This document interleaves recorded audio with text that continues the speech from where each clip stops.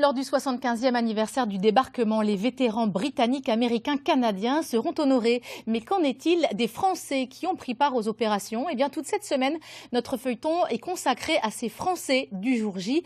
Pour ce premier épisode, intéressons-nous au commando Kiefer. Seuls 3 de ces bérets verts sont toujours en vie. Jean-Baptiste Patier, Didier Meunier. Les Français du jour J les plus célèbres. Les 177 membres du commando Kiefer, les seuls fantassins français du débarquement. Ils participent aux opérations sous commandement britannique et foulent le sable normand sur cette plage de Colville. Le 6 juin 1944, 7h55 du matin sur Sword Beach, les bérets verts emmenés par le charismatique Philippe Kiefer sont les premiers à débarquer. Leur mission ?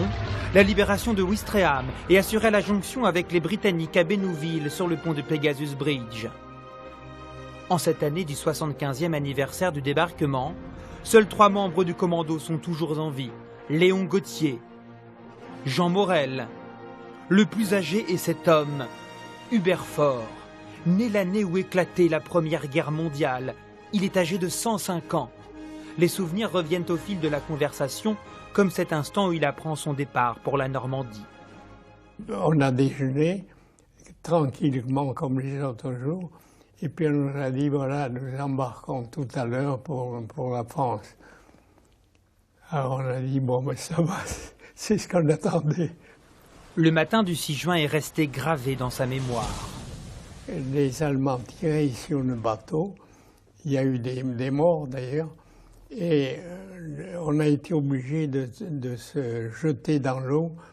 Ça fait comme du premier étage, si vous voulez, d'une maison.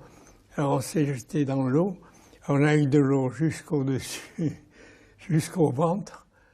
Inoubliable aussi, l'accueil des habitants heureux d'entendre des libérateurs parler français. Quand on est arrivé en Normandie, quand on passait quelque part, on était tout de suite adopté par les Français. Le point commun entre tous ces héros français du jour J, l'humilité. On a fait ce qu'on a pu, et on voulait surtout mettre les Allemands dehors. Et on est arrivé. La modestie de ces combattants, la fille du commandant Kiefer la connaît bien. Son père ne s'étendait pas sur ses faits d'armes. Pour rappeler cet engagement, elle a conservé la dague du débarquement et le béret vert de son père, décédé quand elle avait 13 ans. Je sais que mon père l'a porté, alors évidemment c'est toujours un peu émouvant. Ce sont des objets à la fois qui appartiennent à la France et qui appartiennent aussi à moi, à la famille. Elle regrette la reconnaissance tardive de la France pour tous ses compatriotes qui ont participé à sa libération. Ils ont reçu la Légion d'honneur à la fin de leur vie. C'était des hommes discrets, hein. Ils ne cherchaient pas du tout la gloire, aucun d'eux. Pour honorer leur mémoire, des commémorations ont lieu tous les ans. En juin prochain, elles auront une teneur particulière.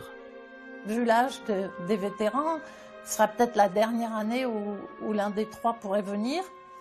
Et donc c'est pour ça que c'est très important de les honorer, je trouve, cette année. Et puis maintenant, c'est la mémoire qui est en route avec les enfants, les petits-enfants, les arrière-petits-enfants. Philippe Kiefer, Hubert Faure, des hommes entrés dans la légende du jour J, engagés pour la France et contre le nazisme. Fantassins, aviateurs, parachutistes, marins, plus de 3000 Français ont participé au débarquement.